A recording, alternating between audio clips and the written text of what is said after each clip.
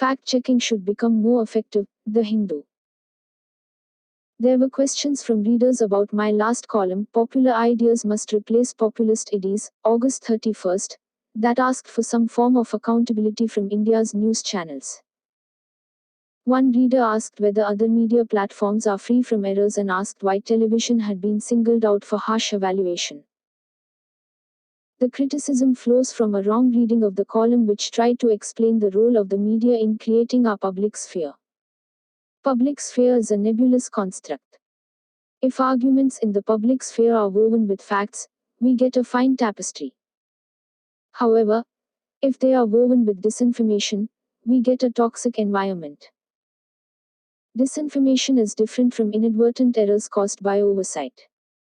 It is true that many respected media outlets, including The Hindu, have carried errors. But these reports have often been corrected at the first instance. I argued in my column, Invisible Mending Undermines Trust, August 15, 2016, that the act of visible mending makes journalism more dependable. Refusal to acknowledge mistakes. My concern is about the trust factor in the news media, which has suffered a decline in the last decade. The decline in standards in television is galling because many TV channels refuse to acknowledge their mistakes and seldom rectify their misleading or inaccurate stories. For instance, earlier this month, Alt News, a fact-checking organization, pointed out how 2 TV channels of the India Today group and 1 channel of the Times group aired old images of a Chinese military cemetery as graves of Chinese soldiers killed in Galwan. With the border situation remaining tense along the line of actual control, one expects media organizations to provide credible information. What we learn from the Alt News report is that the reports in these channels were not inadvertent errors but disinformation. The channels speculated that the death toll is anywhere between 40 to 100 soldiers.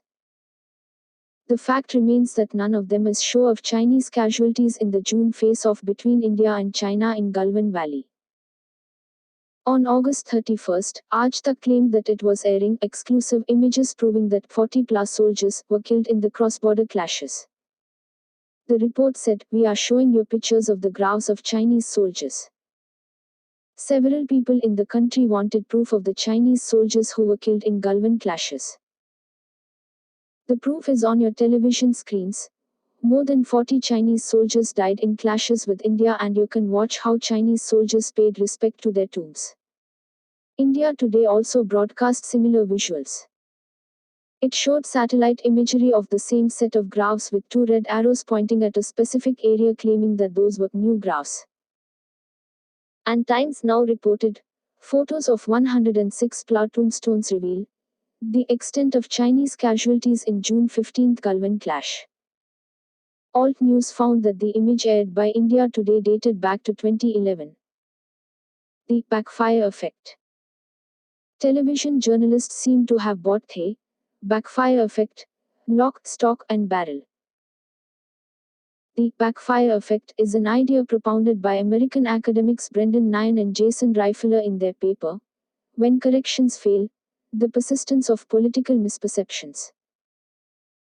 Their argument is that when a claim aligns with someone's ideological beliefs, telling them that it is wrong will actually make them believe it more strongly. The emergence of populist leaders seems to have cemented the idea of the backfire effect in most television newsrooms. Amy Sippett, as research manager at the British fact-checking organization, Full Fact, worked on this contentious issue in a systematic manner. Her study titled, "Does the backfire effect exist and does it matter for fact-checkers?" suggests that fact-checking does help inform citizens. Backfire effects are rare. They are not the norm. One of the important conclusions of the Full Fact study is that we still need more evidence to understand how fact-checking content can be most effective. The American Press Institute said that in journalism, getting it right is the foundation upon which everything else is built: context, interpretation, comment, criticism, analysis, and debate. The backfire effect cannot be used as an excuse not to verify information before putting it out in the public domain.